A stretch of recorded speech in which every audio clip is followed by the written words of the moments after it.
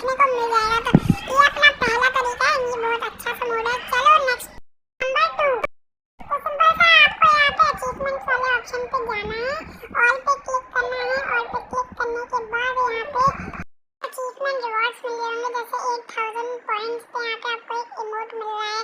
तो जब आप ओवरऑल अपने 8000 पॉइंट से सारे अचीवमेंट कंप्लीट करके कर लेंगे तो आपको यहाँ पे एक सनबाथिंग वाला इमोट फ्री बिल्कुल मिल जाएगा।